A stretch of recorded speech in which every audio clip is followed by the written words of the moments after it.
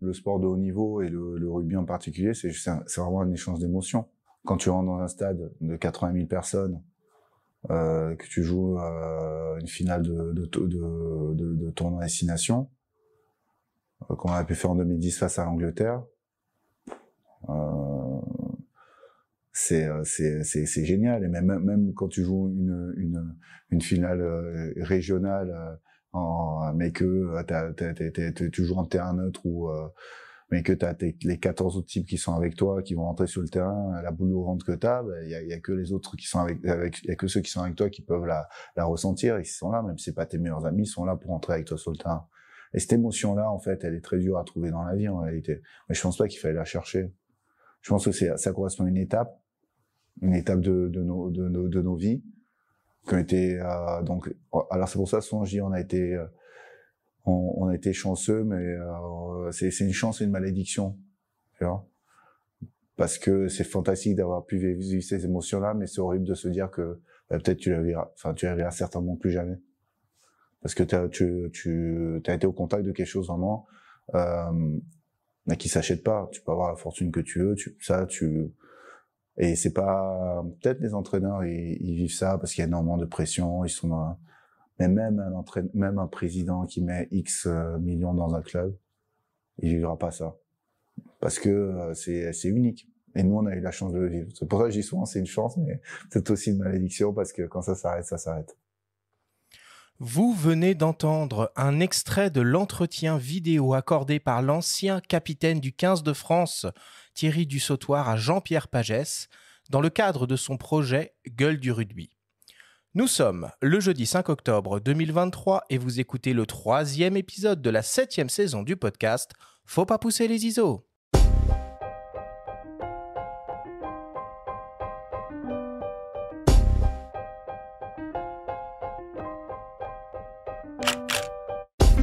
Bienvenue sur Faut pas pousser les ISO, le podcast hebdo pour tous les passionnés de photos et de vidéos.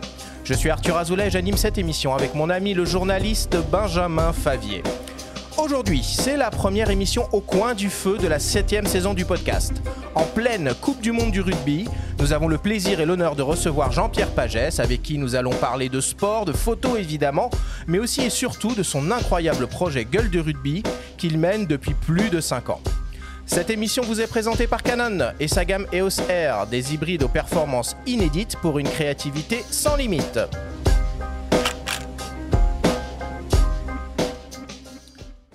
Et ben voilà, c'est parti, première émission au coin du feu de la saison. Benjamin, comment vas-tu ce matin ? Ah bah super bien, je suis ravi de pouvoir parler d'Ovalie. Ah, on est dans ton domaine là, hein. Alors à la base je suis plus, pour la petite histoire, je suis plus ballon rond que ovale, mais étant périgourdin, il est vrai que sur mes terres on parle plus de rugby et ça, du coup ça me procure pas mal d'émotions d'écouter les paroles sages de Thierry Dussautoir qui a un passé périgourdin également, pour la petite histoire. Très lissac. Absolument. Salut Jean-Pierre, comment Salut. vas-tu ? Je me replonge dans mes années radio lorsque j'étais gamin et ça fait un bien fou. Ah bah écoute, on est ravis. Alors Benjamin, juste avant qu'on attaque l'émission, petit rappel quand même, puisque aujourd'hui s'ouvre le salon de la photo à Paris, qui se déroule comme l'année dernière, nouveau lieu, attention, dans le parc de la Villette, sous la grande halle de la Villette, pour être très précis. Tu vas y aller, Benjamin ? Oui, 2e édition dans la grande halle de la Villette, puisqu'on a quitté la porte de Versailles, qui était le lieu de prédilection avant Covid, et évidemment, je vais y aller. Je pense que toi aussi. Je pense que tous les passionnés photos et vidéos vont y aller, ne serait-ce que par curiosité, pour voir un petit peu l'évolution par rapport à une première édition qu'on a senti un petit peu sur la réserve. On sentait que c'était une reprise, tous les acteurs n'étaient pas là. Là, je pense qu'il va y avoir un petit peu plus de monde, et parmi les accessoiristes aussi, qui sont attendus. Donc, on va aller voir tout ça. On va aller voir la grande expo de notre ami Jean-Christophe Béchet aussi. Bien sûr, dont on a parlé la semaine dernière. Absolument. Et donc, on proposera à nos auditeurs un compte-rendu en bonne et due forme. Ah, tu vas nous faire un micro-trottoir ? Qui sait ? Ok. Jean-Pierre, dis-moi, demain, vendredi, se joue un match très important. la France contre l'Italie. Alors selon toi, quelles sont nos chances de passer en quart de finale? Sans être présomptueux, trop présomptueux, si on passe pas l'Italie, on n'a rien à faire pour la suite. Et rappelons quand même que si on perd contre l'Italie, il y a des chances pour qu'on ne voit pas les quarts de finale. C'est un match effectivement décisif, alors qu'on a battu les All Blacks. Hein. Donc ce serait un comble quand même de se faire sortir par l'Italie. Nos auditeurs vont quand même se demander si c'est pas un podcast qui devient un petit peu sportif, orienté rugby. Ouais, non, mais écoute, cette émission en tout cas. Tu seras dans les gradins, Jean-Pierre, pour le match? Je ne pense pas. Je serai plutôt en événement avec sûrement Canon sur un événement, donc impossible pour moi de voir un match. Pour l'instant, j'en ai vu aucun. Je pense voir une des demi-finales si la France est en demi-finale, et on l'espère. Et donc voilà. Mais autrement, non. Pas de juste télévision et voire même replay, quoi. Ah, t'as jamais la tentation de laisser un écran allumé quelque part à l'ère de la 5G? Oui, en général, quand les matchs se disputent, je pars sur une autre destination et je suis dans la voiture, donc j'écoute en principe Sud Radio, la radio du rugby, et je me régale, mais j'aimerais être évidemment dans le stade, mais c'est pas possible. Il faut choisir. Oui. C'est vrai que t'en parcours des kilomètres, mais ça, on va en parler. C'est assez hallucinant. Il y a des chiffres ahurissants liés à ton projet. Et puis le sport, comme la photo, se prête très bien à l'exercice de la voix et de la radio. Nous sommes bien placés pour le savoir. Jean-Pierre, si tu le veux bien, je vais te présenter à nos auditeurs. Alors, tu es né le 21 août 1975 à Toulon. Tu as grandi avec le rugby, avec ton père, auvergnat, fan de Clermont, qui t'emmenait au stade Mayol où évolue le rugby club toulonnais. Tu as eu un véritable coup de cœur pour ce sport qui ne t'a jamais quitté. Après des études universitaires dans ton Var natal, tu montes à Paris car tu voulais faire, comme tu nous l'as expliqué, de la radio. Tu passes 7 ans à Radio France, puis du journalisme, tu pars vers la création publicitaire et reviens dans le sud à Nîmes. Tu réalises divers projets jusqu'en 2014 et la création de ta marque Gueule du Rugby, qui comporte plusieurs branches, l'édition augmentée, on va le voir, mais aussi un parfum. Il paraît d'ailleurs que tu rêvais d'être né. C'est vrai. C'était un doux rêve avec la radio à l'époque, mais le problème, c'est que la chimie et moi, ça faisait 8. Et c'est vrai que quand on veut faire des études dans une école de parfumerie comme Givaudan-Roux ou autre, ou à Versailles, on nous demande d'avoir au moins une maîtrise de chimie. Et là, j'étais plutôt sur Gérard de Nerval et la littérature française. Donc, c'était un grand écart. Et si tu voulais nous le décrire, ce parfum lié à Gueule du Rugby? Oui, bon exercice, ça. Bon exercice. En fait, on est parti d'un cahier de route. Lorsqu'on a discuté avec l'aîné et avec les responsables de Parfums par Nature, en l'occurrence Philippe Balesta, on s'est dit, un parfum, quel est le moment le plus agréable dans le rugby, la période la plus agréable de l'année? C'est pas l'hiver, c'est pas les terrains gelés, c'est pas la pluie, c'est pas la neige, mais ce sont les phases finales. Et quand il y a les phases finales, ça sent le printemps, le soleil réapparaît, il y a l'herbe qui repousse, il y a les premières fleurs blanches qui sautent au nez, comme on dit. Et puis, il y a cette ambiance des phases finales où il y a l'élimination directe et il y a cette atmosphère. Et on s'est dit, pourquoi pas retracer tout ça à travers le pré, le gazon coupé, l'herbe fraîche, les fleurs blanches, mais aussi à la mi-temps. Qu'est-ce qu'on prend à la mi-temps? Enfin, en ce qui concerne les joueurs, c'est pas des bières. Du camphre. Non, à la mi-temps, on prend des agrumes pour nous donner un peu de peps, et donc des oranges ou bien des citrons. Et puis, il y a aussi un côté animal dans les vestiaires, avec du musc. Et donc, voilà, tout autour de ça, l'aîné, on construit une histoire. Et cette histoire, eh ben, elle est dans le flacon et elle est pas mal réussie. Donc, note de gazon coupé, d'agrumes et un zeste de musc, alors. En gros, c'est ça. Ouais. Après, il y a plein d'autres choses, mais en gros, c'était ça. Et on se replonge dans une ambiance de phase finale. Enfin, bon. En parallèle de tes activités, tu voues également une passion pour l'Amérique du Sud et l'art inca, et tu te rends régulièrement au Pérou. Alors, qu'est-ce qui te fascine tant dans cette destination ? Bon, les amis, je suis obligé parce que je suis marié avec une péruvienne. Ah bah Donc, ouais, tout s'explique. Ok. Donc là, si je vais pas au Pérou, je crois que j'ai la gueule pendant 2 ans et demi. Donc, et puis les Sud-Américaines ont un caractère un peu chaud. Donc, ça monte très vite, non pas dans les ISO, mais dans les tours. et donc, voilà. Mais bon, évidemment, quand on va là-bas, c'est une culture, une civilisation où les gens sont premièrement très familles, ce qu'on a peut-être oublié aujourd'hui en Europe et en France. C'est la chaleur, c'est également, on l'oublie, parce qu'on ne le sait pas, peut-être vu d'Europe et surtout vu de France, c'est une cuisine très, très, très riche. C'est la seule cuisine sud-américaine qui est comparable peut-être aux normes françaises, puisqu'il y a beaucoup de grands chefs comme Ducasse et autres qui vont en Amérique du Sud pour essayer de revenir avec quelques petits secrets je parle en espagnol de la comida peruana, mais oui, de la cuisine péruvienne. C'est extraordinaire. Si un Qu'est-ce jour, qui est bon là-bas, à part les ceviches, parce que Bon, ceviche, les c'est ceviches, incroyable. oui. Mais il y a une richesse comme la caossa. C'est tout tourne autour évidemment du poisson, mais pas que, puisqu'il y a aussi un petit peu de viande, du poulet. Il y a le lomo saltado. Il y a une richesse, un développement de ces plats qui est unique en Amérique du Sud et en Amérique tout court, quoi. Et encore une fois, c'est un délice absolu et une finesse absolue. Alors, il y a quelques restaurants à Paris, de restaurants péruviens, mais la fusion ne se fait pas véritablement comme là-bas. Bon. Et est-ce qu'ils font un peu de rugby au Pérou ? Non. Ah. Bah non, c'est en Argentine, oui. Au Chili, un petit peu. En Amérique latine, il y a peu de rugby qui est développé. Non, c'est le foot, ouais. Peut-être, ouais, c'est le foot, beaucoup plus Ouais, le foot. ouais. Bon, voilà pour les présentations et cette introduction d'émission. Messieurs, je vous propose qu'on commence comme d'habitude avec le Flash Actu.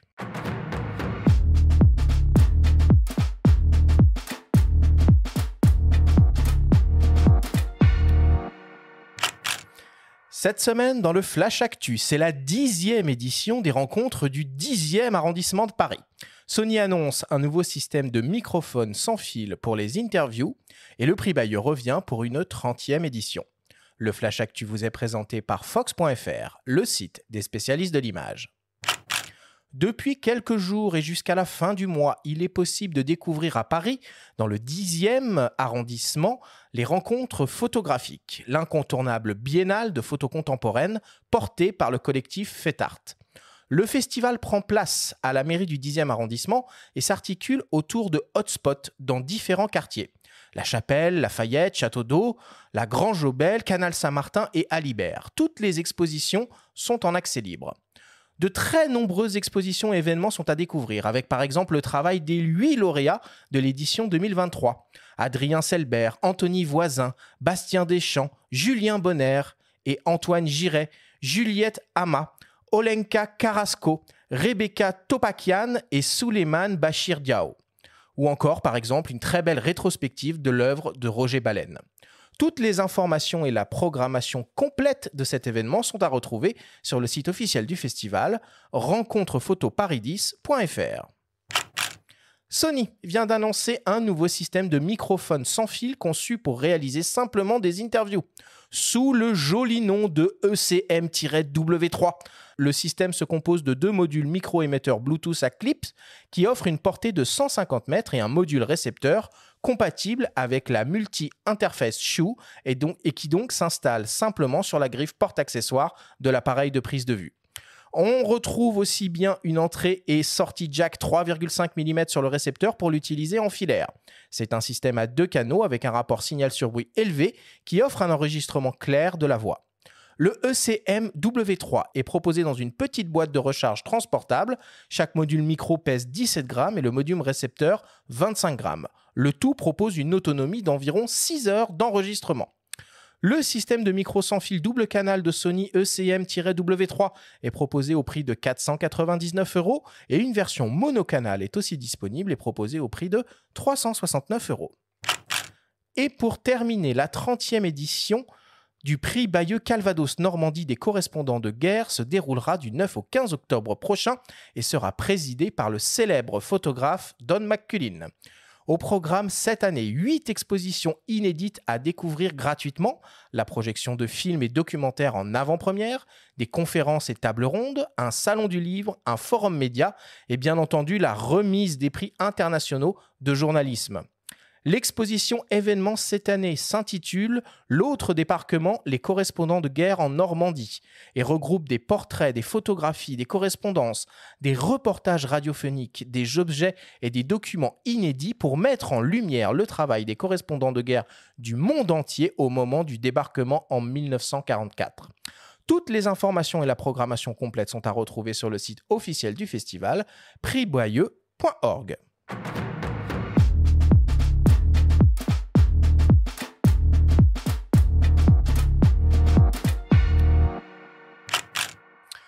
Bon, on est dans une espèce de petit creux de la vague en ce qui concerne les annonces de nouveaux produits boîtiers et optiques et je suis toujours stupéfait de voir autant de festivals arriver en France à n'importe quelle période de l'année. C'est vraiment une super nouvelle, une super initiative pour tous les amoureux de la photographie qui se regardent. Oui, puis il y en a d'autres qui arrivent. Il y en a un qui est en train de se créer à Rennes.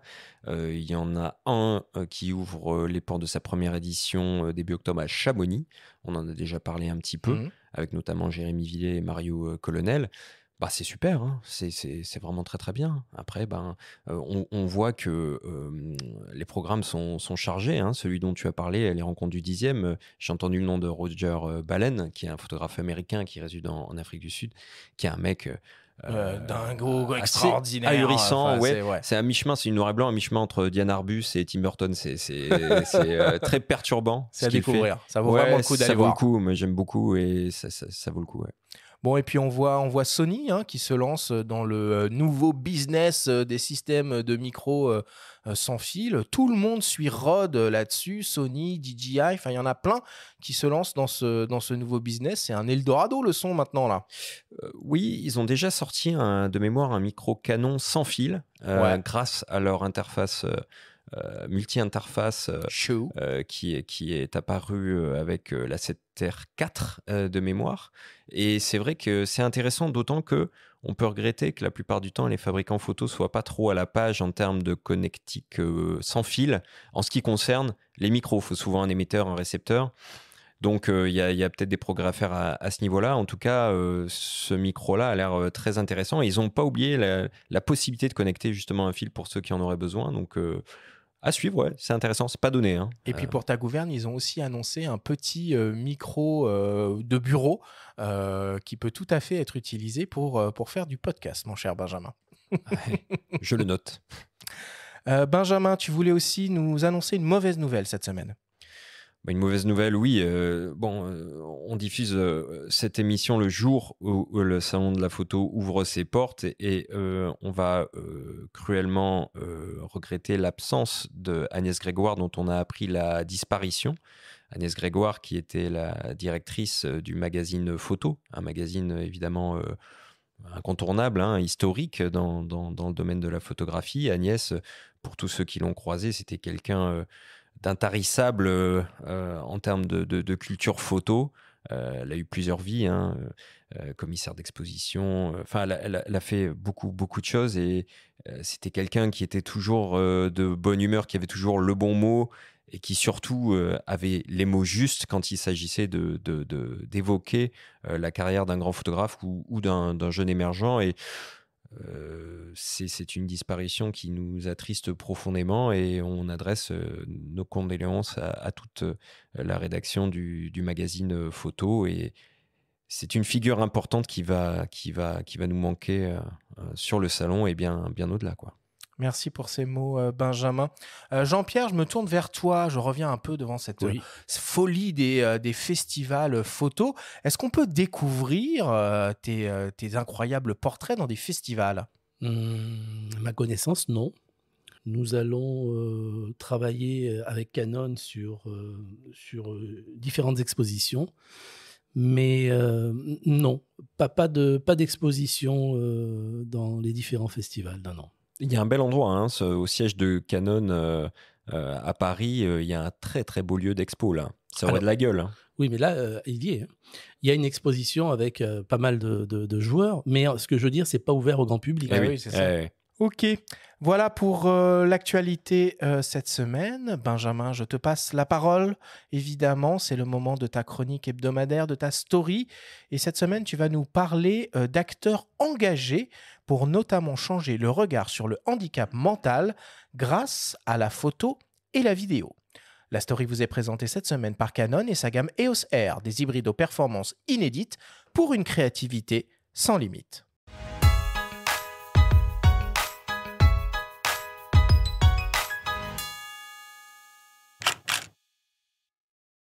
Sensibiliser, interpeller le plus grand nombre autour de thématiques sociales et environnementales par l'image. Telle est la mission de Bonplan, au pluriel, une société de production audiovisuelle et multimédia créée par Samuel Bess. Réalisateur, il a travaillé pendant 20 ans pour des chaînes de télévision nationales avant de prendre un virage à 180 degrés en mettant son sens du cadrage au service de sujets qui ont du sens. Avec ses compères Pierre Cosmao du Manoir et Gilles Le Goff, il fonctionne en toute indépendance et propose, en accord avec le concept d'économie sociale et solidaire, des prestations audiovisuelles et de R&D engagées. En ce qui concerne la prestation audiovisuelle, nous développons des projets de communication externe et interne avec nos clients, des secteurs du social, médico-social et environnemental. Et au sujet de notre pôle de R&D engagé, nous produisons des projets créatifs et innovants concernant les sujets sociétaux tels que, par exemple, le regard sur le handicap, la place des seniors au sein de notre société ou encore l'économie circulaire. Ensuite, nous tentons de les proposer, de les vendre aux acteurs concernés. Grâce à la confiance qu'ils nous accordent, grâce à l'intérêt qu'ils perçoivent à tenter l'expérience avec nos différents projets, nous arrivons ensemble à les faire vivre et à les faire rayonner. Et ce que je trouve vraiment génial dans ce système, c'est que les associations, les fondations et les entreprises engagées utilisent ces projets comme événements au sein de leur structure, mais aussi comme moyen de valorisation de l'individu, quel qu'il soit. Et ensuite, la cerise sur le gâteau, c'est qu'en organisant des expositions photos, des projections de films vers l'extérieur sur ces thématiques chargées de sens, l'image devient un outil de démocratisation des sujets qui peuvent effrayer certains et des sujets qui sont souvent aussi méconnus ou mal connus. Et ça, c'est top. Parmi ces projets, Rictus met en scène des binômes, une personne atteinte de handicap et un professionnel accompagnant. Un jeu photographique s'instaure où il s'agit pour chacun des protagonistes de rivaliser de grimaces, l'idée finale étant de gommer les différences entre eux une fois les deux photos mises en regard lors d'une exposition. Gilles Le Goff, éducateur spécialisé depuis 25 ans, passionné de photographie, s'occupe d'adultes atteints de handicap mental et psychique. Il savoure les retours positifs auprès du grand public, mais aussi des sujets photographiés qui sont interviewés dans la foulée. On œuvre aussi pour que l'expo photo et le film making-of puissent être vus à la fois in situ dans l'établissement, mais aussi qu'ils puissent se balader, aller dans différents lieux, des écoles, pour justement aborder ces thématiques-là, que sont le handicap ou le vieillissement, enfin voilà. Et c'est ça qui est intéressant, c'est qu'il y a une valorisation par l'image et par la vidéo de ces personnes, professionnels, résidents, accompagnants, accompagnés.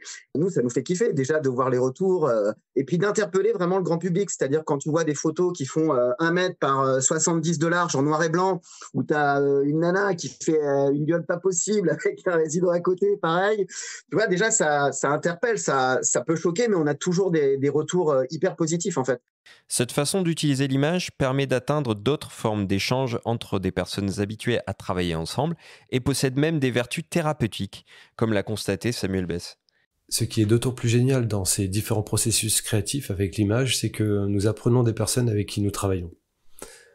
Par exemple, suite au projet Rictus que nous avons réalisé récemment avec Clariane, après le shooting photo et l'interview vidéo d'un binôme créé pour le projet, l'accompagnant nous a confié avoir redécouvert la personne en situation de handicap qu'il accompagnait depuis 2 ans. Pour nous, ça a été un choc, très positif, dans le sens où on a réalisé que l'impact de l'image pouvait être presque, si j'ose dire, thérapeutique. Les deux compères soulignent la dimension durable de leur démarche du point de vue social et environnemental. Dans un autre projet, les uns parfaits, ils traitent par exemple de l'inclusion des personnes âgées. Une belle manière de s'approprier les outils photo et vidéo pour mettre en avant ces personnes que l'on ne voit pas et que l'on n'entend pas.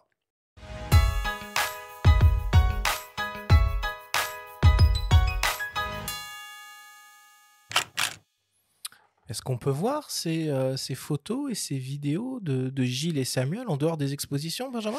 Oui, on peut les voir sur leur site, donc bon au pluriel plan au pluriel.co, donc c'est un site accessible pour tout le monde, et on peut les voir donc dans tous les endroits où ils exposent, qui sont souvent des associations ou des endroits plutôt privés.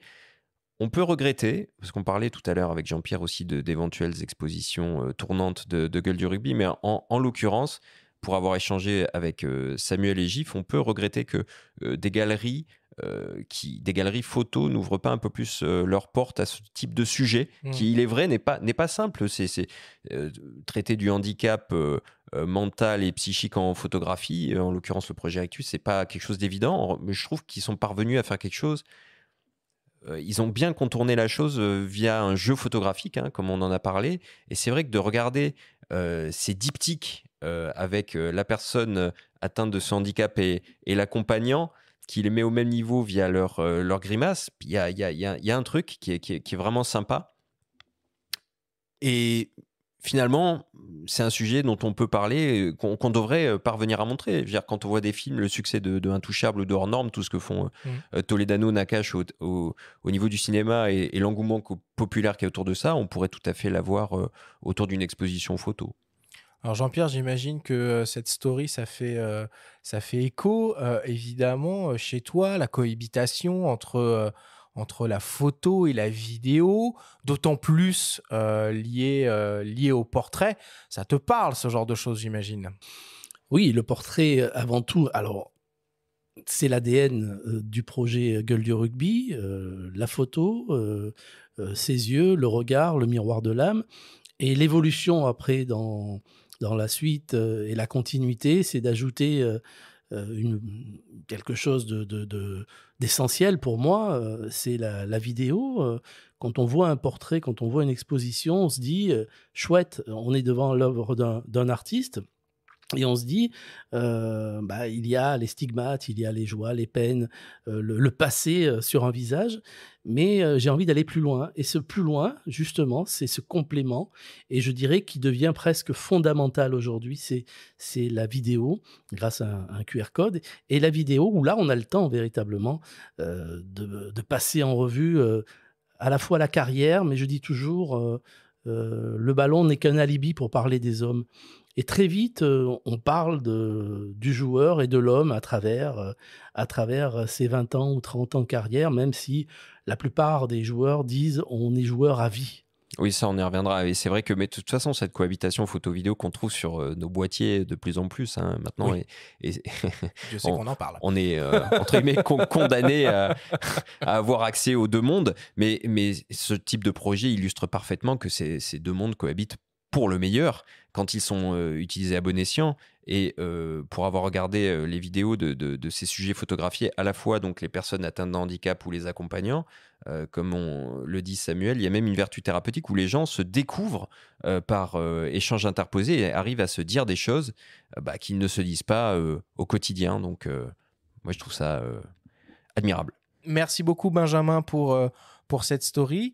Je vous propose qu'on fasse une petite pause, une petite respiration. On revient dans quelques secondes pour notre grande discussion au coin du feu avec Jean-Pierre Pagès après une courte publicité. Franck, t'en penses quoi des appareils photo hybrides et Osser de Canon? C'est une gamme vraiment complète, à la fois en termes de boîtier et d'objectifs, et aussi performants en photo qu'en vidéo. Ce sont des systèmes compacts et légers bourrés des plus récentes technologies. C'est vraiment incroyable ce qu'on arrive à photographier ou filmer avec. Vraiment? Je t'assure, c'est une autre dimension. Que tu sois un utilisateur novice ou averti, la gamme EOS R est étudiée pour s'adapter à tous les niveaux de pratique. Leur utilisation est vraiment très intuitive. Tu peux t'équiper sans crainte, que tu fasses de la photo de rue, de paysage ou de sport. Perso, je recherche un boîtier performant pour shooter mon fils lors de son prochain match de rugby. Tu me conseillerais quel boîtier? Tu sais que Canon est fournisseur officiel de la Coupe du Monde de rugby 2023 en France. Ce n'est pas par hasard. Dans cette gamme, je choisirai soit l'EOS R7, soit l'EOS R6 Mark II. Et j'opterai pour un télézoom polyvalent comme le RF 100-400 par exemple. T'es sûr de ne manquer aucun plaquage. En plus, toi qui aimes la photo animalière, ça fait le job. Merci pour tes conseils, Franck. J'y vois déjà plus clair. Avec des technologies de pointe dans des boîtiers compacts et portables, découvrez en magasin ou sur le site canon.fr la nouvelle génération d'appareils photo hybrides pour donner une nouvelle dimension à votre créativité. Nous sommes de retour dans Faut pas pousser les ISO avec Jean-Pierre Pagès pour cette grande discussion au coin du feu autour de son projet Gueule du rugby. Alors au travers de Gueule du rugby, tu retraces l'histoire du rugby français.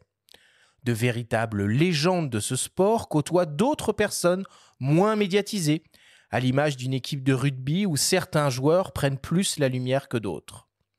Nous avons demandé à l'un d'entre eux de nous donner son point de vue sur ton projet, Dimitri Yachvili, ancien demi de mêlée du 15 de France et commentateur des matchs de l'équipe de France du tournoi des 6 nations et de la Coupe du monde de rugby sur France Télévisions. Il nous livre son regard sur ces gueules du rugby que tu as photographiées et filmées. Son œuvre des gueules de rugby, ça montre exactement le fait que ce soit un portrait comme ça, ce gros plan sur le visage. On ressent vraiment le poids de l'histoire de chacun, tous les traits, les cicatrices, le vécu, l'expérience. On ressent tout en fait, sans connaître les gens.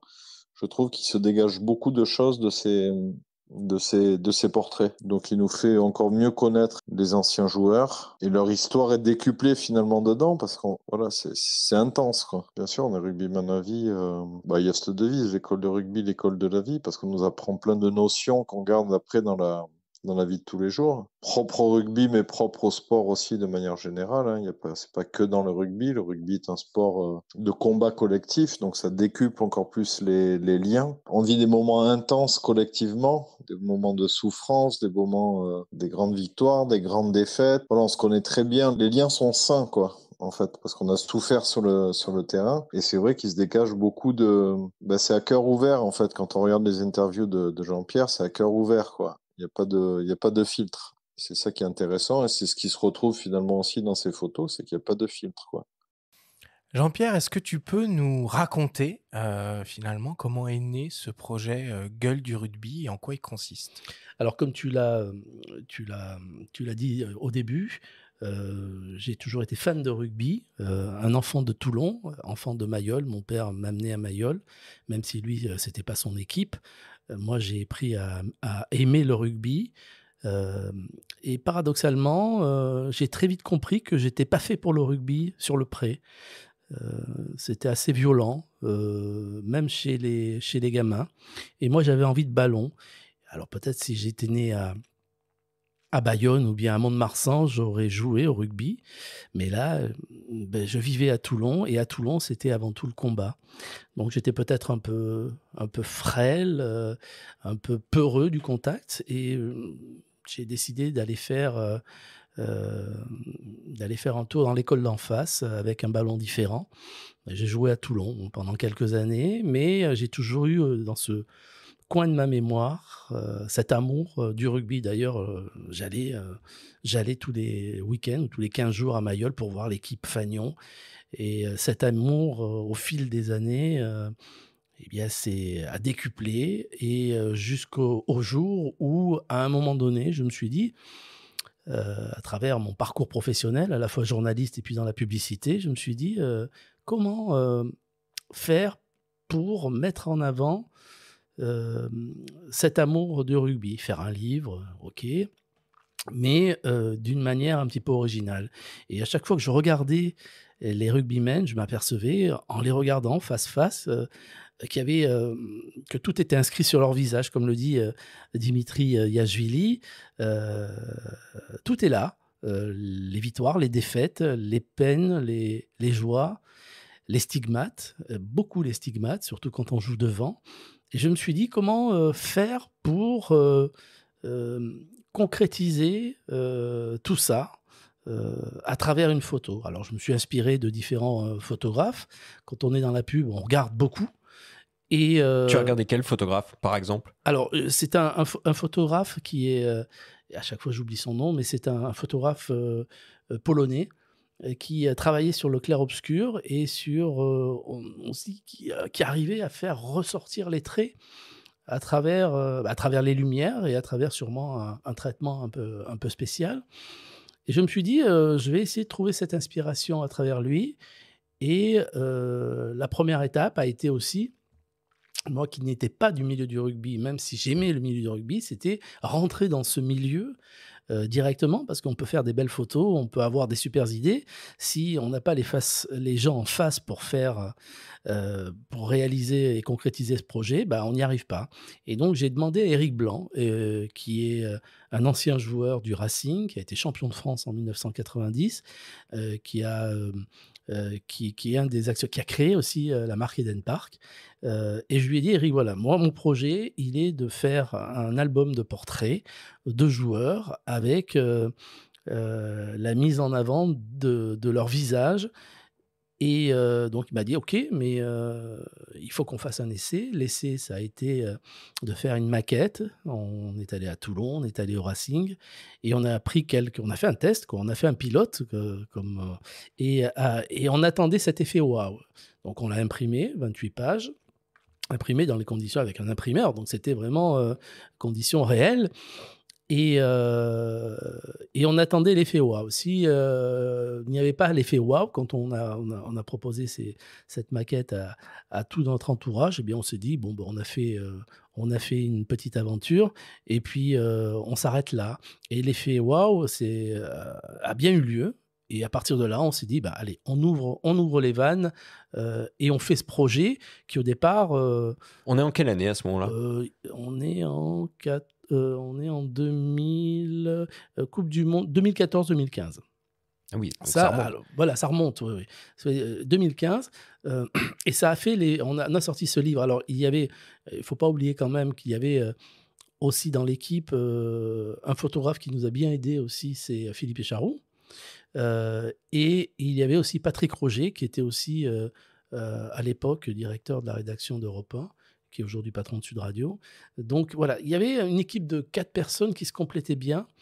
Et on a lancé le projet qui s'est concrétisé par une vente à hauteur de 15 000 exemplaires pour un grand livre. C'est énorme. Oui, c'est beaucoup. C'est un livre de photos, donc il faisait 400 pages à peu près. Donc c'était mais que de photos. Mais là, tu parles d'un livre, il y en a 4 oui. Au total. Donc, c'est pas un album, c'est plein d'albums. Alors, ça, c'est l'historique. C'est le fait, c'est parti de cette idée. Ensuite, il y a eu, je dirais, un flou artistique. On s'est dit, on voulait faire en one-shot. On s'est dit, voilà, on a réalisé notre rêve. C'est fait. Maintenant, on passe à autre chose. Et ça nous a un petit peu dépassé quand même. Une grosse communauté au niveau des réseaux sociaux, cette légitimité immédiate de la part des présidents, des joueurs, des supporters, qui me disaient tous les jours, c'est quand le prochain, qu'est-ce que vous faites? Et je me disais, moi, faire un nouveau livre de portraits pour faire des portraits, il n'y a aucun intérêt. Entre-temps, il y a eu l'obtention de la Coupe du Monde pour la France. Et là, je me suis remis à rêver en disant, il faut que je trouve une nouvelle idée. Ça, c'était en novembre 2017. On a appris que la ça. France allait organiser la Coupe du Monde de rugby. Donc, ça laisse le temps de maturer un projet. Bien sûr. Donc, et là, je me suis dit, j'ai travaillé pendant 1 an sur différents...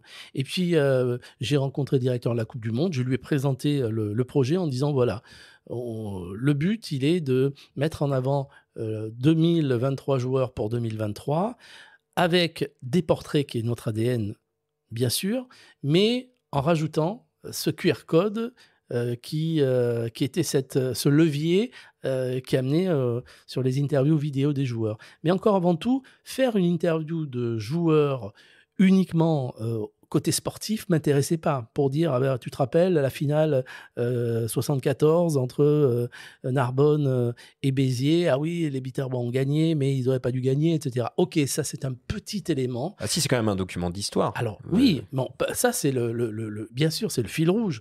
Mais autour de ça, et on s'aperçoit qu'au fil des années, ça débordait complètement. On parlait un petit peu du ballon, mais on l'oubliait rapidement pour parler des hommes. Et parler à travers évidemment des marqueurs de l'histoire, finale, Coupe du Monde, etc., etc. Mais on parlait à chaque fois individuellement des hommes et d'un collectif. Et c'est ça que j'ai voulu à chaque fois faire ressortir, ces émotions à fleur de peau qu'ont les rugbymen, que les autres n'ont pas. Je suis désolé de le dire, c'est que dans le rugby, et pourquoi ? Parce qu'il y a un combat véritable, on va au-delà du mal, à la fois psychologique, mais surtout physique. Et on a besoin de l'autre. Sans l'autre, on n'est rien du tout sur un terrain de rugby. Et c'est pour ça que tu as choisi délibérément de ne pas photographier des joueurs qui sont en activité ? Alors ça, c'est la ligne éditoriale de ce projet-là. On s'est dit, qu'est-ce qu'on fait ? On rencontre qui ?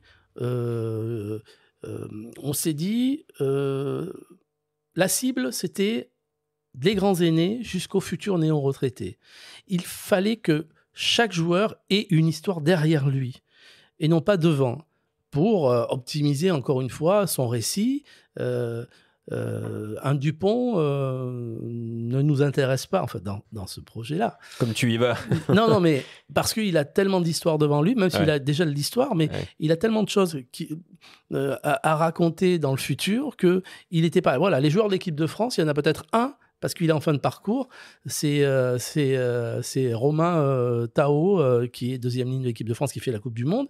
Mis à part lui, et qui a 33 ans ou 34 ans, donc il a l'histoire derrière. Mais c'était ça aussi la base. Donc à partir de là, on choisissait les grands aînés, qui est une merveille absolue. Le grand aîné, le doyen, avait 98 ans au moment où on l'a fait. Il a joué à l'époque avec Chaban-Delmas, l'ex-maire de Bordeaux, qui a été Premier ministre, etc., qui était fou de rugby dans sa ville de Bordeaux. Et encore une fois, des mecs qui sont encore en activité, mais qui vont arrêter dans un an ou deux, quoi. Oui, là tu parles de chiffres, donc 98 ans, c'est incroyable.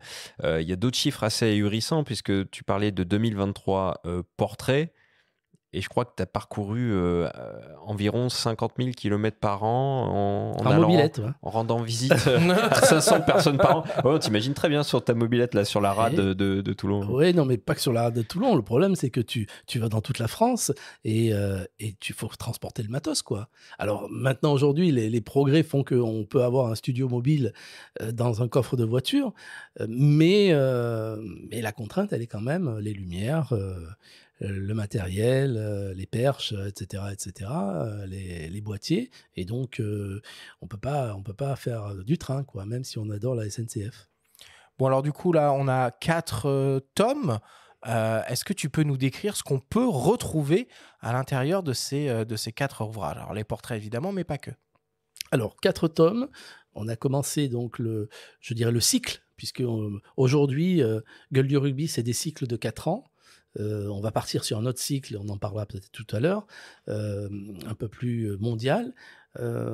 4 tomes, un tome chaque année, 2020, 2021, 2022, et là le tome 4, 2023, qui clôture le cycle. On retrouve toujours la même chose, en fait, hein, c'est-à-dire pour faire 2023 joueurs, on ne peut pas les regrouper sur un livre, parce que ça ferait... c'est impossible. Donc on s'est dit, on va en faire en gros 500 par an, ce qui fait à peu près 2023 joueurs, on divise par 4. Et donc ça donnait aussi de la vie à cette aventure. On allait rythmer chaque année. Et puis économiquement, c'est bien aussi d'avoir 4 tomes, parce qu'il y a beaucoup de fans, il y a beaucoup de gens qui nous regardent sur les réseaux et ça nous permet de faire vivre cette histoire. En revanche, les joueurs, ce sont des joueurs, il y a toujours le portrait, il y a toujours la vidéo, mais ce sont des joueurs différents. On aurait pu en faire encore un ou deux de tomes, mais bon, voilà, 2023, c'est pas mal. Oui, puis là, on parle des livres, donc des 4 tomes, avec les photos, les QR codes pour accéder aux vidéos. Mais Gueule du Rugby, en fait, c'est une marque plus globalement. Donc, ça devient une marque, en fait. Ouais. Sans l'avoir voulu, il y a des sociétés qui mettent des millions pour crédibiliser une marque. Au fil des années, nous, on est devenu marque, dès la première année. Puis, dès le lancement du livre historique, on a été légitime à tous les niveaux. Et aujourd'hui, c'est vrai que Gueule du Rugby, c'est une marque. Et alors après, il ne faut pas faire n'importe quoi. On n'est pas quand on vend du parfum, c'est pas nous qui le vendons, et c'est plus, je dirais, encore une fois, fun et une histoire d'homme qui a fait qu'on s'oriente vers les parfums, mais on ne fera pas de merchandising, on ne va pas vendre des t-shirts, on ne va pas vendre des maillots, on ne va pas vendre des robes de soirée, ni des montres de luxe, quoi. On reste quand même éditeur, et donc on fait du papier, quoi. Mais Gueule du Rugby, ça claque bien en français, et en anglais, ça donnerait quoi ? Eh ben, je sais pas, moi c'est ma 5e langue, l'anglais, donc c'est un peu compliqué, mais je sais pas. En espagnol alors. Ah ouais, oui, cacharo de rugby. Ça sonne bien. Cacharo, ouais. Mais c'est un peu un terme familier, quoi. Je sais pas, Faces of Rugby. Alors ouais, peut-être. Faces, ça traduit moins le côté gueule. Ouais. Alors peut-être tu vas. On n'est pas encore arrêté. Ouais, on va réfléchir. Parce que on là, on a stormé. Bon, alors évidemment, dans tes ouvrages, on retrouve les photos, on en a parlé, et des vidéos, on en a parlé aussi, qui sont accessibles via des QR codes. Et donc, pour chaque joueur photographié, tu proposes des portraits riches en émotions, et on passe par tous les profils et tous les âges. Cédric Soulette, ancien pilier du 15 de France, évoque une sensibilité à fleur de peau qui a surgi lors de certains échanges qui révèlent presque, selon lui, de la confession. C'est d'abord un journal inconnu, c'est en même temps une approche qui se distingue, puisqu'il y a un personnage qui a une attitude un peu plus effacée que certains autres journalistes ou une personne qui te mettent un studio pour poser des questions. Et donc, c'est vrai que une phase d'adaptation où tu te demandes vraiment s'il est vraiment aussi calme et aussi mesuré, aussi tempéré naturellement, ou est-ce qu'il force le trait. Et en fait, je crois que c'est un peu des deux. Et c'est agréable parce que c'est, pour moi, comme je l'ai dit, c'est un peu comme un prêtre, quoi. Il y a des façons de te faire entrer dans un confessionnal et puis de te mettre à l'aise finalement sans pour autant forcer la main. Et donc il n'y a que des victimes que consentantes, hein. Je veux dire, il y a un moment, si tu te sens bien, c'est que tu le sens bien, et en fait c'est ton homme que l'on sent bien et pour qui on est prêt à donner peut-être un peu plus. On est quand même des hypersensibles, hein, quand on parle avec notre cœur, quand on est bouleversé intérieurement, quand on parle de notre famille rugby, quand on parle de notre famille proprement dit, et qu'on sent qu'on réveille en nous des choses qui font du bien ou qui attristent, on suit cette tristesse automatiquement. Elle nous suit dans nos expressions, et elles peuvent être lisibles dans l'émotion, comme elles peuvent être relâchées par des larmes, possiblement. Quel accent merveilleux. Quel personnage merveilleux aussi, Cédric.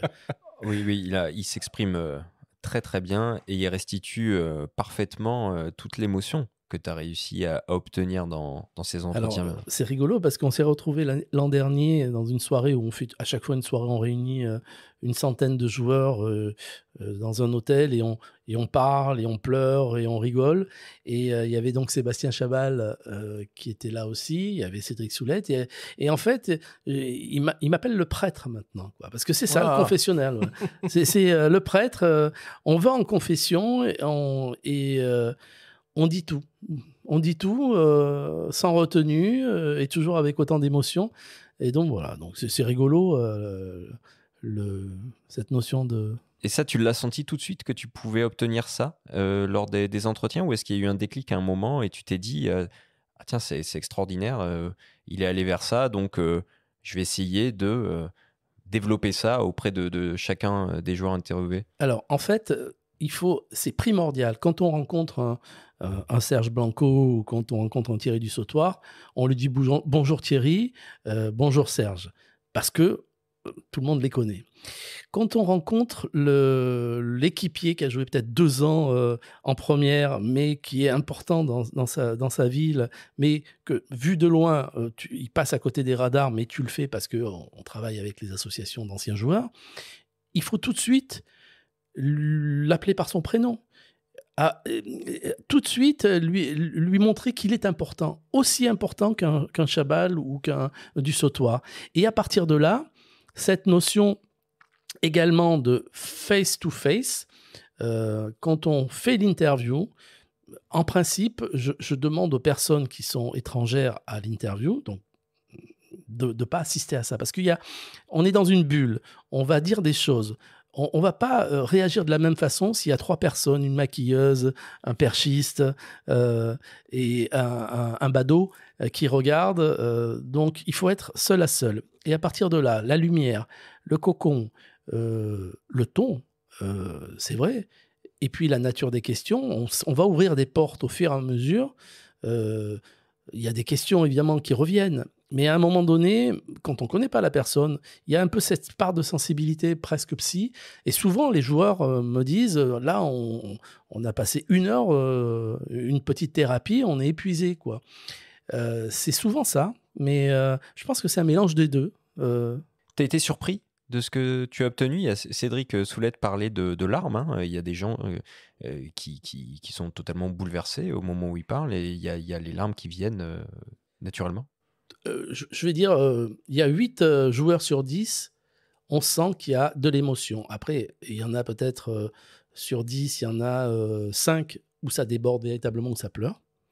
Donc la moitié quand même. Hein, il y en a qui retiennent leurs larmes, il y en a qui explosent, il y en a qui disent des choses qu'ils n'ont jamais dites. Après 30 ans, qu'ils gardent. Et je prends l'exemple d'un joueur qui est Jérôme Bianchi, qui a été un grand arrière du rugby club toulonnais. Et on a fait la séance à Paris, donc dans les studios de Canon. Il m'a dit, écoute, ça fait 40 ans ou 30 ans que j'ai ça sur le cœur. Je vais en profiter aujourd'hui pour le dire. Alors, on est encore une fois, Gueule du rugby, c'est pas la recherche de scoop, la recherche pour faire pleurer, c'est la recherche de vérité, de sensibilité. Donc, s'il a estimé qu'il avait des choses à dire et à me dire, c'est qu'il y avait aussi cette confiance. Donc, il a dit les choses. Après, il m'a dit, tu couperas ou pas, mais tant que ça reste pas dans l'attaque, je dirais, personnelle et sur l'intégrité physique ou sur la réputation véritablement gratuite, je laisse. Je coupe pas. Il y a des joueurs qui sont allés un peu trop loin. Et là, j'ai coupé parce que c'était pas de très bon goût. Alors, ce que l'on découvre dans cette série de portraits, c'est que les joueurs, comme tu l'as un peu expliqué, sont marqués à vie et se considèrent toujours comme des rugbyman, même après avoir raccroché les crampons. Philippe Sella, légende du 15 de France, nous explique que le monde de l'Ovalie et les gens qui le composent ne se limitent pas au terrain de jeu. Le match, il dure plus que 80 minutes, quoi. En fait, tu as différents terrains. Tu as le terrain de préparation, donc tu es sur le terrain quand même, mais tu as le terrain de match, tu as le terrain de troisième mi-temps, tu as les terrains de rencontre qui sont dans des éléments assez différents. Et c'est ce qui permet d'avoir beaucoup de liens humains. Et donc, qu'on arrive à parler de famille, parce que ce lien humain, il existe vraiment. Alors, quelquefois, il peut y avoir des incompréhensions à l'intérieur d'un groupe, évidemment. Et donc, tout doit se passer pour que le respect des uns avec les autres puisse se faire grâce Tu sais, il y a toujours des joueurs, il y a le capitaine, il y a des leaders de vie, des leaders de jeu, des leaders voilà, de combativité dans un groupe, et chacun a des rôles aussi, doit avoir un rôle pour que le groupe vive bien, tu vois, parce que chez les professionnels, tu as des groupes de 30, 35 joueurs, quoi. Donc, ça fait du monde, quoi. Hein. Et avec un peu plus, avec le staff, évidemment. Là, je parle que des joueurs, mais avec le staff, tout, ça fait du monde. Il y a le côté, donc, dans les séances, être sérieux sans se prendre au sérieux, c'est un peu ce qui a été fait. Et puis, il y a de la convivialité aussi. Là. Beaucoup de convivialité avec Jean-Pierre, avec toute l'équipe. Là. Voilà. Donc, les gueules de rugby, il y a des documents qui sortent derrière, les photos, de superbes photos qui peuvent être décalées, qui sont ou qui sortent des terrains avec l'expression par rapport à ce que peut être le personnage sportif. De ce qu'ont pu voir les gens de ce personnage sur le terrain et la connaissance un peu en dehors aussi, évidemment. Bon, Jean-Pierre, Philippe Sella, c'est pas n'importe qui. Est-ce que tu pourrais nous dresser un petit portrait sonore du bonhomme pour les auditeurs qui ne le connaîtraient pas? Philippe Sella, c'est avant tout une légende absolue du rugby français. Tout à l'heure, je parlais de Serge Blanco, où on parlait de Jean-Pierre Rive ou Thierry Dussault-Soir. Je pense que Philippe Sella, il est au même niveau sur le plan national, bien sûr, mais aussi sur le plan international. Moi, je me souviens d'une image où il était en Nouvelle-Zélande, dans un match de tournée ou de Coupe du Monde, je ne sais plus, et il était dans les tribunes avec une capuche sur la tête parce qu'il pleuvait, et le stade l'a reconnu sous sa capuche et a scandé son nom. Donc, et pourtant, c'est une génération des années 90. Hein. Philippe, il a 62 ans, je crois, ou 63 ans. Donc, c'est vraiment l'icône absolue du rugby français, 111 sélections, un jeu fabuleux et surtout, une personne, mais adorable, quoi. C'est l'être le plus gentil que j'ai vu, toujours disponible et toujours un sourire, toujours un mot, toujours avec les gens qu'il connaît pas, ils sont autour de lui, il y a toujours un moment, et il est toujours là. Et c'est un être de lumière, quoi, je peux dire. Ah ben ça, on peut le confirmer. C'est vrai que quand on l'a contacté dans le cadre de ce podcast, il utilise le mot convivialité de lui-même, et la chaleur et la gentillesse avec laquelle il nous a répondu nous a fait très plaisir et beaucoup touché. Moi, étant fan de rugby, d'autant plus. Je me souviens du 3/4 centre qu'il était. Comment tu te situes, toi, au sein de cette famille rugby? Il souligne ce côté famille. Toi, tu es où dans tout ça? Ah, mais moi, alors, au départ, je suis observateur. Je suis pas dans la mêlée, et au fil des tournages, je deviens légitime dans cette famille, puisque je mets tout le monde en lumière, je fais parler, et je pense qu'aujourd'hui, oui, je fais partie de cette famille. D'ailleurs, je connais beaucoup de monde dans le rugby aujourd'hui, connu, moins connu, peu importe, toutes les chapelles, comme on dit, tous les clubs. Alors, c'est pas mon but. Hein. Moi, le but, c'est que ça soit Gueule du rugby qui soit connu, mais à travers Gueule du rugby, bien, aujourd'hui, c'est moi, puisque je suis en première ligne dans les interviews et dans les photos avec tous ces joueurs. Et pourquoi, selon toi, finalement, le rugby a une image très, très populaire, une très bonne image si on compare par exemple au football, où on peut avoir des a priori un petit peu plus hard sur tout ce business et ce sport. Pourquoi le rugby a une image si bienveillante? Alors moi, je vais prendre un exemple. Souvent, on dit, ouais, le football, c'est les gars qui ont pas d'éducation, qui arrivent des cités, qui se foutent de tout, etc., etc. Donc, cette image un peu de... dans le rugby, il y a aussi des mecs qui arrivent des cités et qui ont eu des problèmes d'éducation, mais ils sont à l'opposé à l'opposé. Donc c'est pas une question c'est pas une question d'origine. C'est une question. Je pense que c'est le moule qui est beaucoup plus fort, et les gars qui soient beurre, noir, etc. ou blanc, ils attrapent l'accent de leur village, de leur ville, et ils parlent comme ça dans le rugby. Tu regardes, je sais pas moi, Yannick Nyanga, qui a vécu, qui est né en Afrique, et il a vécu à Agde, évidemment, mais c'est les mecs qui parlent avec l'accent. C'est magnifique, ça. C'est des accents du terroir, et donc la mentalité rugby, quoi. Ils l'adoptent tout de suite. Il n'y a pas,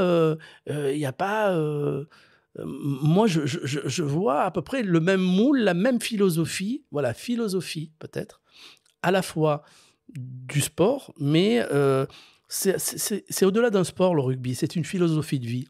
Et à partir du moment où on rentre dans cette famille, on adopte cette philosophie de vie, presque les accents, mais donc voilà, donc il y a plus de mecs qui arrivent, les fracasseurs, les voyous, etc.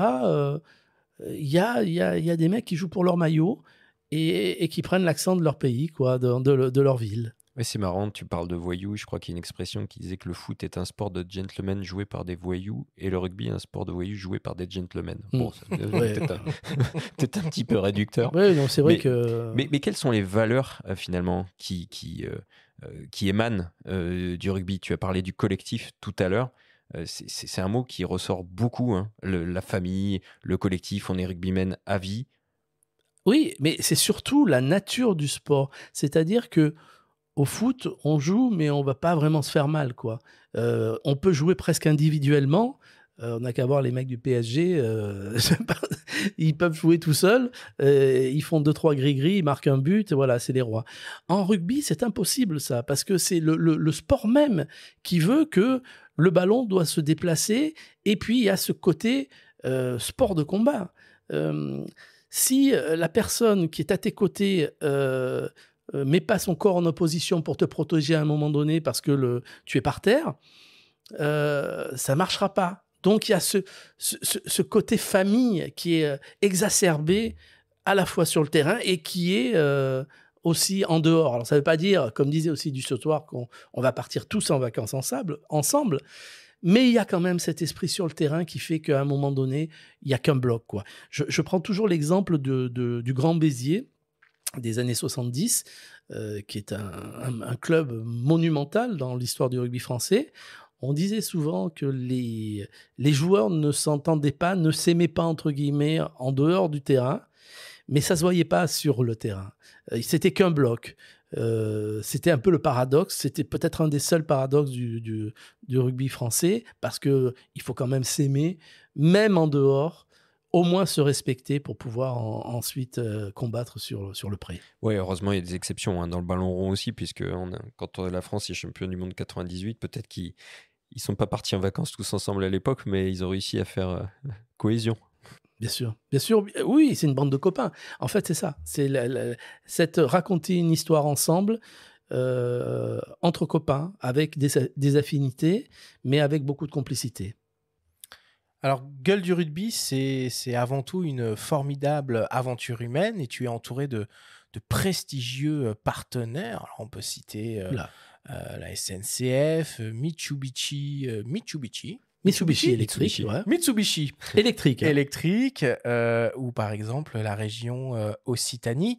Tu es aussi membre officiel de la Coupe du Monde de rugby France 2023. Canon te soutient également. Et Roch Lorente, le channel manager chez Canon France, nous parle des raisons qui ont conduit la marque à t'accompagner dans ce projet. On l'écoute. Alors Jean-Pierre ne me démentira pas, je pense. C'est avant tout une histoire d'homme. Comme parfois ça arrive dans la photographie, mais comme ça arrive très souvent dans le rugby. Donc il y a eu une espèce de coup de foudre, je dirais, amical entre Jean-Pierre, Patrick Chapuis et moi-même, qui a amené ce partenariat, qui avait beaucoup de sens pour Canon, parce que dans la Coupe du Monde de rugby et le partenariat de Canon avec la Coupe du Monde de rugby, Gueule de rugby incarnait parfaitement l'aspect photo et l'aspect vidéo et pouvait donner du corps, j'allais dire, à notre présence dans la Coupe du Monde de rugby. On a, avec Jean-Pierre, je dirais, cherché des pistes qui pouvaient à la fois servir quelque part Gueule du Rugby et Canon, et tout ça s'est fait d'une façon extrêmement naturelle. On est parti sur des shootings qui ont eu lieu chez Canon. On a mis à disposition nos locaux pour Jean-Pierre, qui a poursuivi son travail personnel chez Canon. Ça a été extrêmement intéressant. Et puis ensuite, on a développé des shootings Gueule du Rugby chez des distributeurs photos. C'est en cours actuellement. Le dernier aura lieu à Nice le 13 octobre. Et là, c'est l'occasion d'offrir à des clients un portrait Gueule du Rugby. Tout ça s'est fait d'une façon extrêmement naturelle, amicale, dans une bonne ambiance. Alors, Jean-Pierre utilisait au départ un EOS R avec un 100 macro, qui est une optique qui peut parfaitement être dédiée effectivement au portrait. Et puis, on a ensemble upgradé son matériel pour aller vers un EOS R5 et un 85 mm 1.2 qui optimise vraiment la qualité de ses portraits. Et il a là un combo qui est tout à fait parfait pour la photo et bien sûr pour la vidéo. Alors Jean-Pierre, hein, c'est toi évidemment hein, qui fais tous les portraits de Gueule du Rugby. Pourtant, tu te considères pas comme un photographe. Quoi pour donc ? Parce que je suis pas un photographe professionnel. Je dis ça. Ça ne veut pas dire grand-chose. Non, mais ok, la lumière est importante, vous le savez avant tout. Si tu as une lumière qui est pourrie, tu peux être le meilleur photographe du monde, ou alors c'est que les gens comprennent pas grand-chose et sont omnibulés par la personnalité du photographe en disant c'est super, alors que bon, non. En fait, ce projet, il est tellement transversal que la photographie, je consacre une petite partie à la photographie sur les portraits par rapport à toute l'activité de Gueule du Rugby. On parle de métier d'intervieweur, vous savez ce que c'est. Le journalisme, la vidéo, mais il y a aussi l'organisation, il y a le service après-vente, il y a les partenariats, il y a... Alors, on est une petite équipe, mais ce que je veux dire, demain, vous êtes... on me l'a demandé déjà, hein, des entreprises qui disent « ça serait bien de faire venir dans notre société, faire de photo corporate, etc., faire la prise de vue dans les locaux, des machins, ou des packshots, etc., de produits, mais c'est pas mon métier, moi. Mais pour autant, tu as une patte désormais. Oui, j'ai une photographique patte sur quelque les part. portraits. Sur les portraits. Tu me dis demain, fais-moi une bouteille en plastique avec les lumières, machin. Mais je veux dire, mais je sais pas faire, moi, ça. Et donc, c'est pareil. Évidemment, je connais les réglages, les vitesses, les ISO, etc., mais je le fais presque naturellement. Voilà. Après, si tu me demandes de faire, par exemple, de travailler au flash, alors, il faudra que j'apprenne. Mais c'est pas mon truc. Premièrement, c'est pas dans la continuité, puisqu'on fait quand même de la vidéo derrière, donc ça serait pas tout à fait la bonne technique. Mais voilà, donc... Oui, parce que là, tu parles de flash, mais quand on regarde tes portraits, ils sont tous éclairés de manière plutôt homogène. Donc, tu n'utilises pas de flash, ok, mais tu as quand même un setup de lumière artificielle pour pouvoir photographier partout. Bien sûr, tu peux nous le décrire un petit peu Alors, c'est un fond gris qui est toujours le même, parce qu'après on intègre sur les vidéos le nom avec du joueur et puis le logo Gueule du Rugby. Donc à partir de là, il y a une grande lumière sur le côté, une rétro derrière, une petite lumière, et puis c'est tout. Et puis à la sensibilité, au feeling, j'ouvre. Alors parfois je travaille en 1-2. Ouais, c'est piégeux ça. Hein. C'est piégeux, tu fais confiance à l'AF, détection des yeux du R5, ça fonctionne ça. C'est magnifique. 1-2. Ouais, c'est une révolution ça. Ça, c'est une révolution. Je m'aperçois que sur le plan technique, évidemment, faut pas vraiment bouger quand on travaille à ces niveaux-là. Mais quand et ça, donc leur dit ne bougez pas à 3, stop, on arrête, on fait pas de la rafale, on fait pas du machin, etc. Donc le but c'est de faire une prise.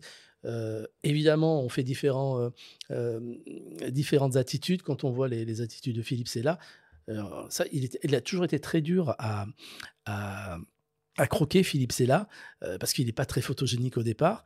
Et là, il a laissé pousser sa barbe, il s'est laissé un peu pousser les cheveux. Et puis là, il a sur cette dernière séance où là j'ai dit tiens Philippe, il faudrait qu'on refasse les photos parce qu'il y a la réédition du tome 1 de la collection 2023 joueurs, et il s'est prêté, il a lâché les vannes et ça a donné des portraits fabuleux. Et puis ils sont exposés aussi chez Canon parce que Philippe Sella est l'ambassadeur justement de Canon. Et Roch disait que tu travaillais avec un 85 mm 1.2. Qu'est-ce qui te plaît dans cette focale pour le portrait? Parce que finalement, t'es pas hyper proche de tes sujets avec un objectif comme ça. Oh bah si, quand même. Si, je suis proche, oui. Je suis à 2 mètres, quoi. Non. C'est la Rolls absolue pour un portraitiste. Il y a le 50-1.2 aussi, c'est pour ça. Il y a souvent le choix du portrait, 50-1.2 ou 85. Ouais. Et moi, je travaille avec, comme disait Roch, un 100 macro qui donnait satisfaction, mais enfin, c'est le jour et la nuit, quoi. C'est le jour et la nuit dans la qualité, quand tu travailles en 1.2, tu t'aperçois qu'il y a ce flou qui est presque artistique et cinéma, quoi. Que tu retrouves pas quand que tu fais sur Lightroom ou Photoshop, tu vois. Là c'est tout est bien, quoi. Alors après, il faut pas bouger, mais tu fais 20 photos, tu fais 4-5 poses, voilà, t'as ta photo, quoi. Faut pas non plus mais ça c'est pour la photo, mais pour la vidéo, tu utilises aussi le 85, oui, bien sûr, du coup. Bien sûr. Et là, c'est nickel. Ouais, c'est nickel. Oh, c'est fabuleux. Et c'était quoi ton petit setup vidéo? Alors bon, je rajoute parfois une lumière sur le côté, pour éviter peut-être le clair-obscur total. Donc je rajoute une petite lumière pour déboucher un peu l'ombre sur le côté, mais bon, après rien de fondamental, quoi. Et la post-prod, du coup, c'est toi qui fais tout ou tu fais faire? Non, je fais tout. Je fais tout, mon capitaine. C'est chaud, c'est chaud. Alors, tu fais 23 non. Sur ta mobilette entre deux destinations. C'est colossal. Oui, c'est colossal.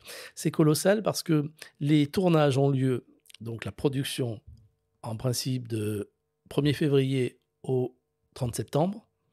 Donc là, tu es sur la route, tu fais du kilomètre avec ta mobilette. Tu construis le livre à partir du 29 septembre. Donc tu fabriques le livre, la mise en page, les machins, traitement des photos, même si entre deux tournages tu fais les traitements des photos, comme ça t'avance. Mais compliqué de faire les traitements des vidéos. Et à partir de là, une fois que le livre est construit, que les QR codes sont liés avec, etc., tu as 2 mois pour faire les vidéos que tu remplaces par, évidemment.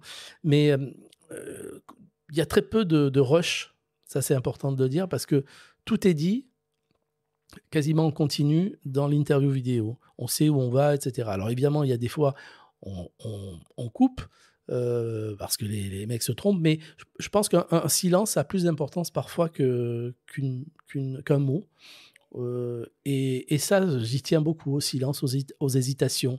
Et surtout quand il n'y a que le son, bon, mais là, il y a l'image, et donc le mouvement des yeux, le regard qui baisse, ce regard qui pétille, c'est primordial. Donc, on laisse le temps au temps. Si l'interview fait 19 minutes, elle fait 19 minutes.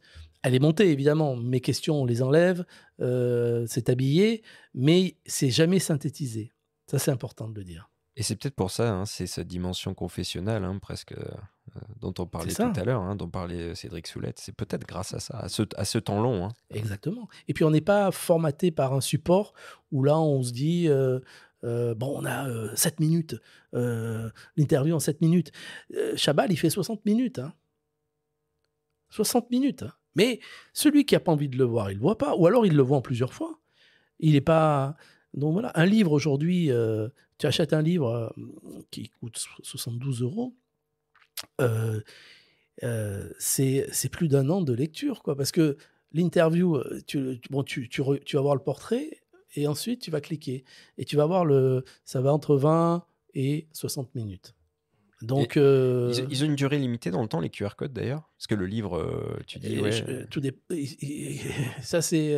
dépend de la structure. Ça peut être dans 5 ans, dans 6 ans, on fera une réédition peut-être, on refera quelque chose. Parce qu'on parlait de documents d'histoire. Le document d'histoire, à chaque fois qu'il y a un des anciens qui décède, ça devient encore plus document historique, quoi. Alors, tu réalises en ce moment des ateliers dans toute la France, dans des magasins photos.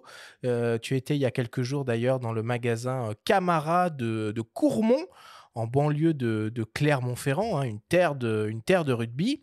Et on s'est entretenu avec Christian Cromarias, qui gère cette boutique et qui nous raconte comment il a vécu ton intervention et l'expérience. On l'écoute. Ça s'est très bien passé. Jean-Pierre Pagès, que je connaissais pas, est venu avec nos interlocuteurs de Canon. Alors, comme toujours dans ce genre d'événement, on se pose toujours la question, est-ce que ça va faire venir les gens? Est-ce que les gens vont adhérer? Bon, Clermont-Ferrand, il faut savoir que c'est une ville quand même qui a un petit historique sur le rugby. Donc, en général, les gens sont passionnés, plus notre clientèle qui est passionnée de photos. Donc, ça a bien suivi. Les clients sont venus, des gens sont venus exprès pour poser, pour voir un petit peu quelle était la technique de Jean-Pierre Pagès et sa manière de diriger les gens qu'il prend en photo, parce que ça joue beaucoup, ça passe par la discussion, il essaye un petit peu de voir son soi propre, en gros, et je l'ai appelé le presse-agrumes parce que j'ai bien aimé la manière dont il dirige les gens quand il les prend en photo. D'abord, il est un petit peu soft, et puis il pousse un petit peu, et j'ai trouvé son approche super sympa. Après, pour la partie technique, il savait exactement ce qu'il fallait faire, placer l'éclairage de tête et tout, éclairage de fond, pardon. Et donc voilà, c'était très bien maîtrisé. Bon, Jean-Pierre, on commence à arriver à la fin de notre discussion. Qu'est-ce que tu ressens en ce moment? Est-ce que tu as la sensation d'un travail achevé avec la sortie de ce 4e tome, ou au contraire, est-ce que tu vois la suite? La suite, oui, tu es obligé d'anticiper pour se dire je disais tout à l'heure, on fonctionne par cycle de 4 ans, donc le cycle s'achève et il faut partir sur un autre projet ou plusieurs projets. Le rugby, c'est notre ADN, le portrait, c'est notre ADN.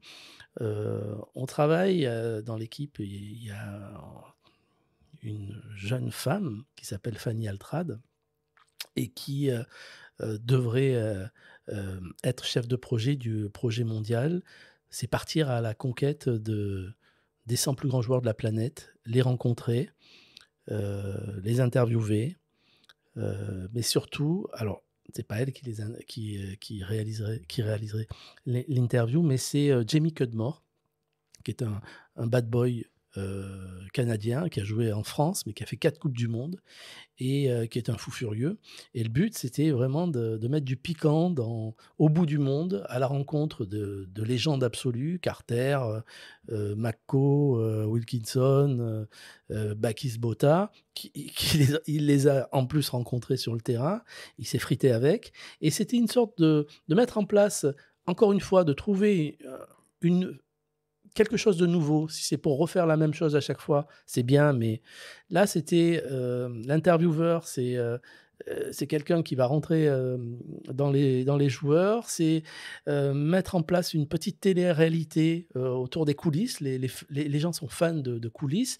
Aller boire un coup au bout du monde, à Sydney, avec un joueur australien, et raconter notre histoire également. Alors là, l'équipe sera un peu plus fournie. Moi, je vais être dans la transversalité, mais je ne vais pas gérer le projet.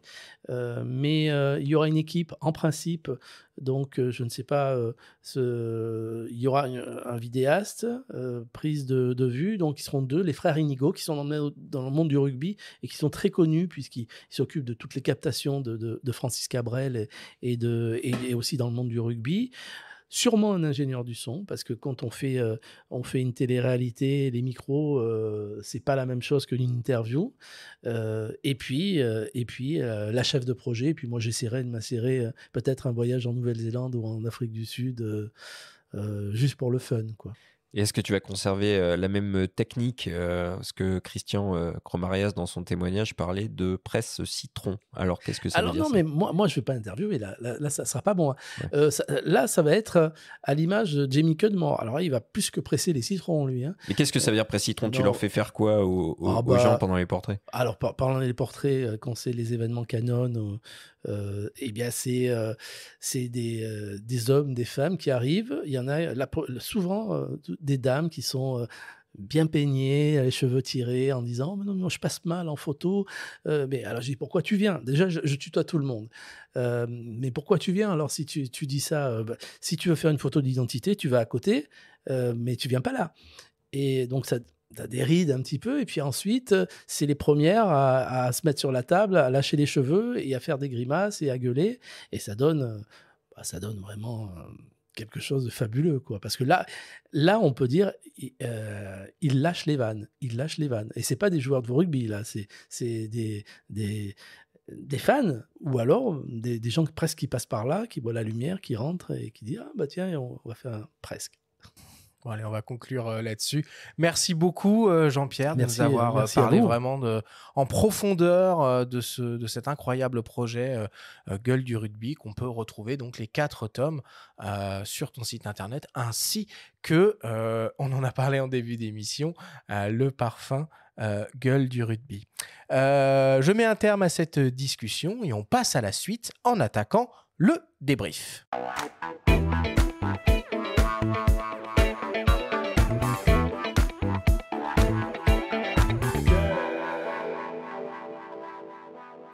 Nous sommes toujours avec Jean-Pierre Pagès pour notre grande discussion au coin du feu. Cette semaine, bien entendu, pas de débrief. Jean-Pierre, on te propose plutôt de te plier à un petit exercice. Tu as photographié plus de 2000 gueules du rugby. Nous avons de notre côté sélectionné 5 images d'acteurs emblématiques prises à différentes époques et nous souhaiterions que tu les décrives pour nos auditeurs et que tu nous donnes ton ressenti sur ce qu'elles t'inspirent. Flexion, lié, jeu. Les photos commentées de Jean-Pierre Pagès vous sont présentées cette semaine par ipln.fr, le spécialiste photo et vidéo. Alors on commence avec la première photo, Jean-Pierre. Dis-nous ce que tu vois. Je vois un maillot blanc, un grand personnage, un grand blond avec des chaussures noires. Ensanglanté avec le maillot de l'équipe de France. On s'est toujours demandé si c'était son sang ou pas. En fait, c'est pas son sang. Il a fait un bobo. C'est le sang en fait d'un coéquipier. Mais bon, voilà, c'est légendaire. Jean-Pierre Rive, fabuleux. Et lui a toujours dit le ballon, c'est pas important. Le jeu, c'est pas important. La passe, c'est pas important. Mais ce qui est le plus important, c'est les mecs. Voilà, et il disait, quand il n'y a plus le ballon, il reste les amis. Mais c'est fabuleux, quoi. Alors, c'est une photo de Marc Lich qui est vendue à la galerie Jean-Denis Walter. On passe à une deuxième image, Jean-Pierre. Qu'est-ce que tu vois? Ah ouais. Et c'est une photo noir et blanc à nouveau. Alors, est-ce que je commente la nature de la photo ou ce que le tu fond veux, et la forme? Ce que tu ressens. Alors, ce que je ressens, c'est qu'on est tous des enfants de Bala. Pierre Albaladejo, avec Couder, évidemment. Le tournoi des 5 Nations à l'époque. Quand on est vraiment gamin, c'est les voix qu'on entend. J'ai réalisé mon rêve. Je suis allé, il y a à peu près 1 an, chez Piero Albaladejo, qui est assez faible aujourd'hui, il a 89 ans. C'est encore quelqu'un de... Et je lui ai dit, on est tous des enfants de Piero. Et je suis allé chez lui, dans son intimité, et j'ai pensé à mon père. Il avait un peu la même démarche, il était faible à la fin de sa vie.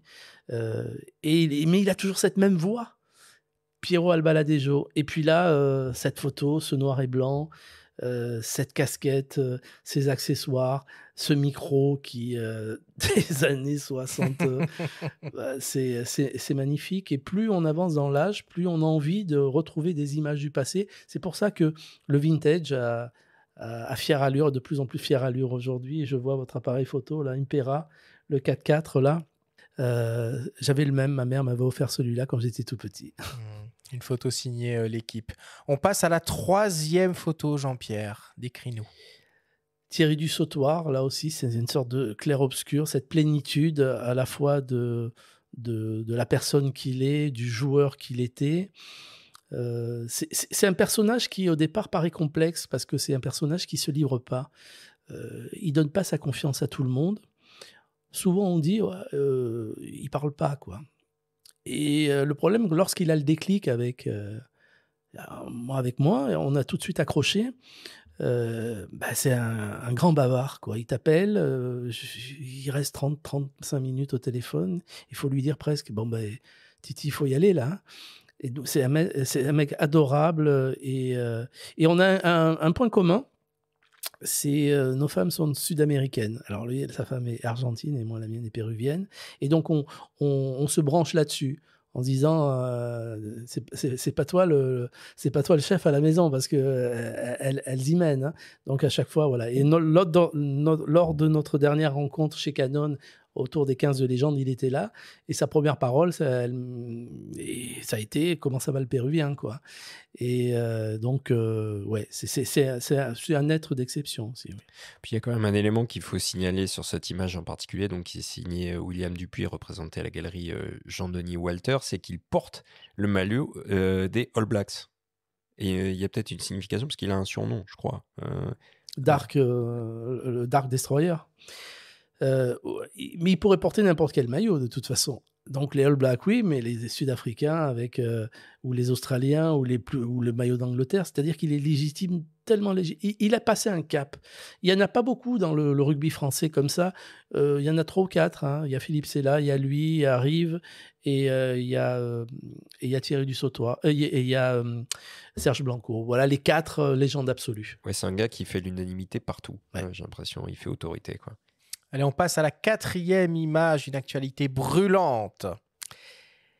Et le petit Dupont, là aussi, ce qui caractérise les grands joueurs, c'est à la fois la culture du rugby, parce que lui, il est incollable sur le rugby. Il arrive des Hautes-Pyrénées, après il a joué dans le Gers, etc. Donc il y a cette culture ancestrale du rugby des campagnes, et c'est pas péjoratif quand je dis rugby des campagnes, bien au contraire. On l'oublie aujourd'hui, le rugby campagne, parce que les budgets font qu'il n'y a que du rugby des grandes villes. Mais Dupont, c'est oui, un phénomène, mais depuis de tout temps. Moi, j'ai parlé avec ses anciens éducateurs, et déjà, les mecs disaient que c'était un ovni. Il est passé à Castres ensuite, il était ovni, et il était un peu moins titulaire parce que Cocotte était là, mais il était largement au-dessus du titulaire, mais... voilà, on ne le mettait pas tout à fait. Et puis voilà, il a tout. Et puis c'est cette gentillesse aussi, encore une fois, qui caractérise les grands joueurs. C'est la gentillesse et la disponibilité. Et là, il n'y a pas photo. Et là, sur cette image, on le voit le soir du match contre la Namibie, juste après le coup qu'il a reçu, qui engendrait une fracture. Donc c'est un petit peu le super-héros dont l'image est un peu égratignée, mais malgré lui, bien évidemment. Qu'est-ce que tu as ressenti, toi, au soir du match en voyant ça ? Au départ, on se dit c'est un coup comme un autre, mais après, on voit rapidement qu'il reste quand même... il a mal. Hein. Il a mal. Si ça avait été un footballeur, il serait roulé 15 fois par terre.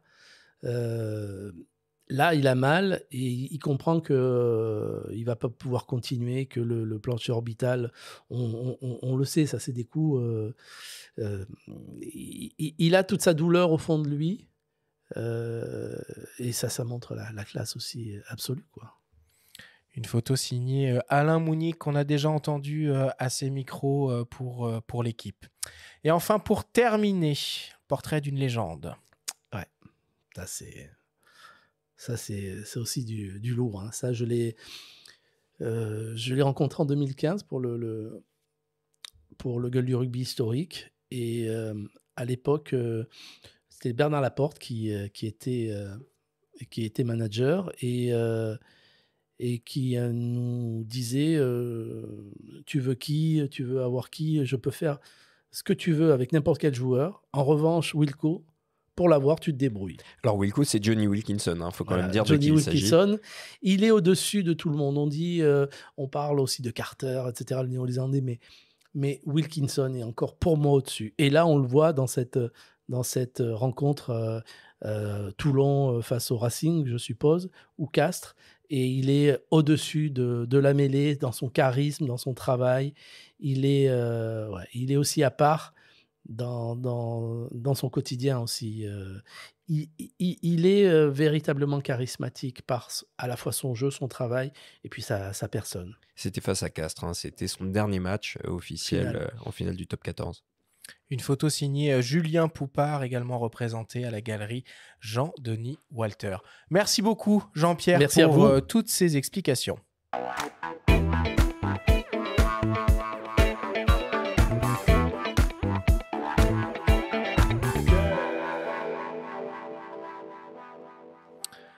Jean-Pierre, on s'approche de la fin de cette émission et on te propose d'attaquer la dernière partie, c'est-à-dire notre traditionnel quiz.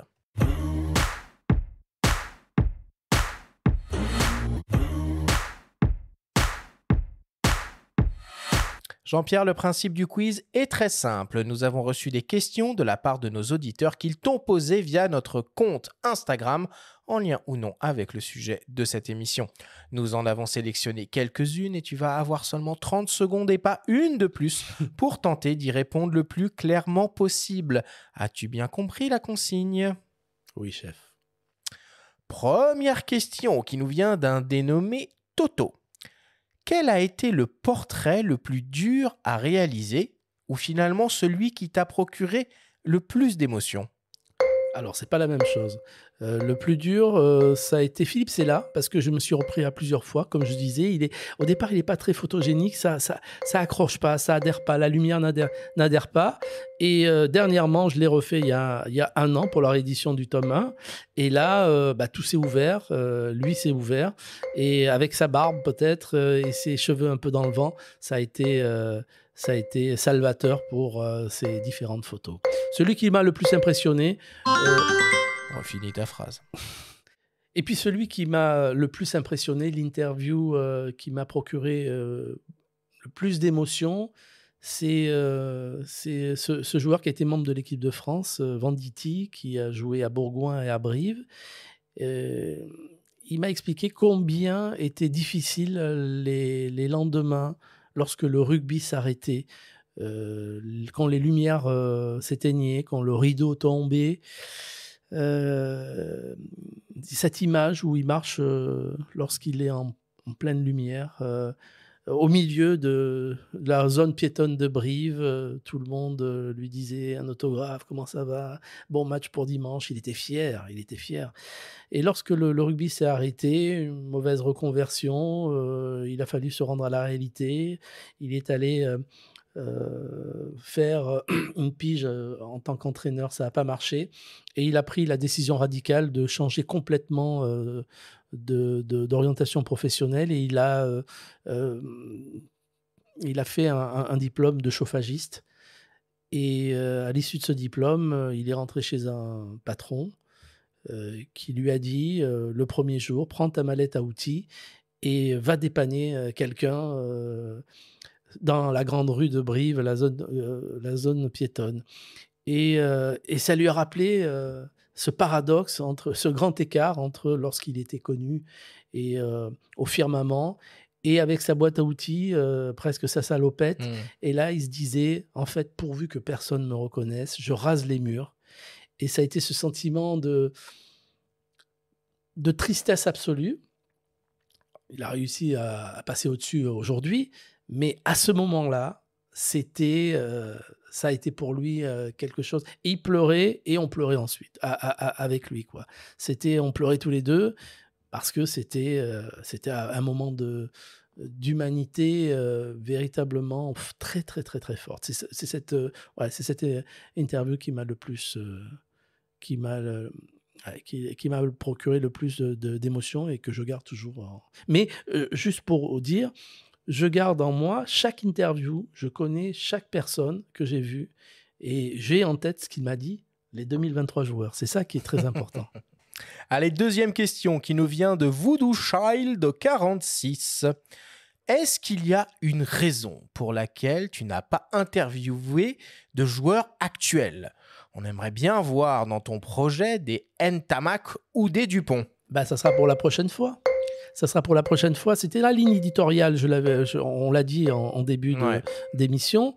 Le grand aîné jusqu'au futur néo-retraité. Il faut avoir son histoire derrière soi.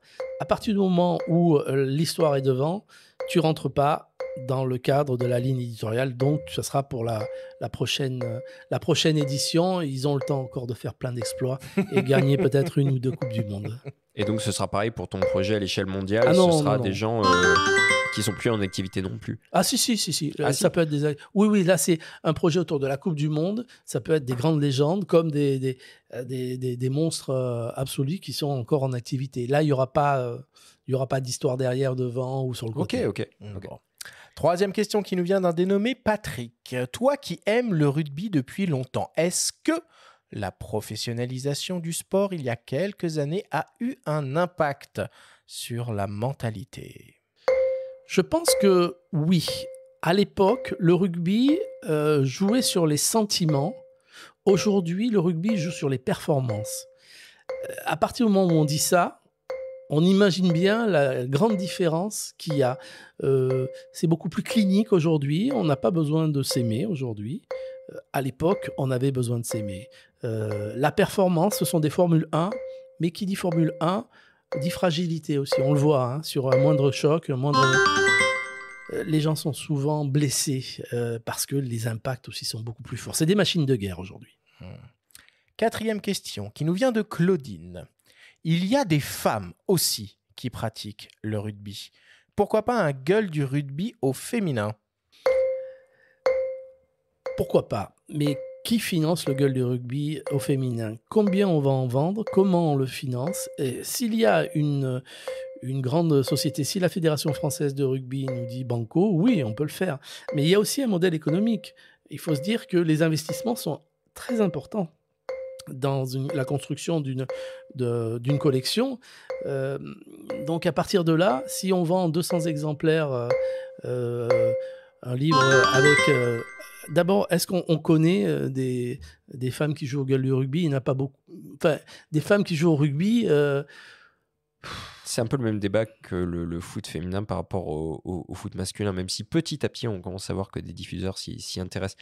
Par contre, pour en revenir à un éventuel projet de la sorte, est-ce que tu les chargerais de la même manière que tu charges les gars en photo dans tes portraits ? On le voit dans les événements avec Canon ou avec nos autres, avec Mitsubishi Electric ou avec Land Rover, qu'on fait la même chose. Il y a beaucoup de femmes aussi qui sont là. Donc là, on fait... Il y a un travail plus à la Vogue ou la Marie-Claire derrière. Non, là, on charge absolument pas. Je prendrais des verres dans la figure et on porterait plainte contre moi si j'accentuais les rides de ces dames et le bouton de... Non, il faut tout effacer. Elle va savoir peut-être que les rugby women sont justement plus ouvertes là-dessus. Oui, mais les femmes qui viennent sont avant tout des femmes. Donc... il y a quand même le côté féminin qui l'emporte sur le côté ballon. Bon, et pour terminer, Patrick Chapuis, le président de Canon France, rien que ça, a souhaité te poser une question. Jean-Pierre, on vient de vivre ensemble un moment exceptionnel. Un moment rare au siège de Canon France à l'occasion de la réunion des plus grands joueurs de rugby français de ces 50 dernières années, qui sont tous passés devant ton objectif. C'était notre 15 de légende à nous. Il y avait beaucoup d'émotions lors de cette journée qui restera définitivement gravée dans nos mémoires. Mais au fond, qu'est-ce qui t'a le plus touché lors de cette rencontre ? Je dirais, et je ne veux pas faire de dire... ce qui m'a le plus touché, c'est la rencontre avec Patrick Chapuis. Un président d'une grande marque mondiale, fou de rugby. Et comme disait Roch Lorrain, c'est avant tout une chimie d'êtres qui se rencontrent. Il n'y a pas de barrière. C'est Patrick Chapuis. Je suis sûr qu'on se retrouvera après, lorsque Patrick aura arrêté sa carrière à Canon. On partira sur d'autres horizons. Il y a une rencontre, et ces rencontres sont éternelles. Et je pense que les joueurs, on en a parlé, elles sont toutes fabuleuses, mais là, c'est une rencontre avec Patrick Chapuis, avec Roch Lorrain, et ça, c'est indestructible. Et enfin, pour terminer, une question de mes soins, une question qui tue.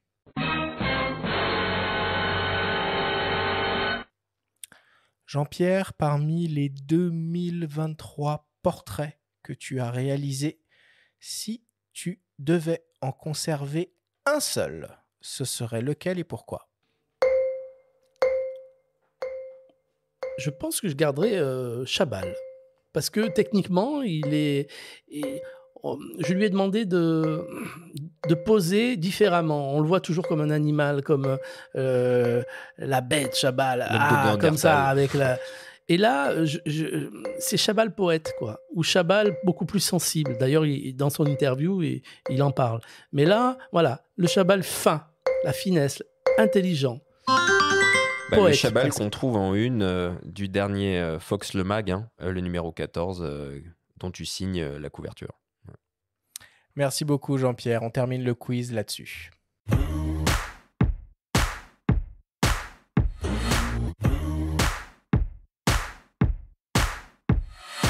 Nous voilà désormais à la fin de cette émission. Jean-Pierre, merci infiniment d'être venu parler à nos micros et de nous avoir raconté toute l'histoire qui se cache derrière ce fabuleux projet Gueule du Rugby. C'était un plaisir de t'avoir avec Partagé. nous. Mille merci. On est sur la fin, en quelque sorte, de la Coupe du Monde de rugby 2020. Presque la fin. On attaque l'écart. On va bientôt attaquer l'écart. Pas encore. Le tome 4 est sorti. C'est quoi tes autres actualités en ce moment? C'est la promotion du tome 4, la promotion du pack aussi, parce que acheter une collection dans un seul coup, on a une édition limitée des 4 tomes en même temps, qui est très limitée, mais bon, où on peut encore se la procurer sur notre site gueuledurugby.com. Pas en librairie, du coup, c'est que sur le site. Voilà. Pas de librairie, uniquement sur le site. En fait, on travaille sur une production qui est très limitée, donc tout ce qui est rare est riche, ou c'est une expression, mais c'est vrai, on veut que les gens qui achètent l'exemplaire, le tome 1, tome 2, tome 3 ou tome 4 ou les 4, soient véritablement motivés pour l'acheter. Donc on n'a pas besoin de diffuser ça en 15 000, 18 000, 20 000 exemplaires, 4 000 exemplaires sur notre réseau. La marge, c'est important aussi, parce qu'avec des distributeurs, c'est plus compliqué, avec les diffuseurs. Voilà, donc ça, et puis il y a cette démarche. Il faut que l'acheteur fasse la démarche de venir sur notre site et d'acheter tout ça. Bon, écoute, merci une nouvelle fois, Jean-Pierre. C'était un plaisir de t'avoir avec nous. La semaine prochaine, nous recevrons le photographe Florent Michel pour une grande masterclass dédiée à la photographie d'architecture. Merci à tous de nous avoir écoutés. Prenez soin de vous et on se retrouve la semaine prochaine.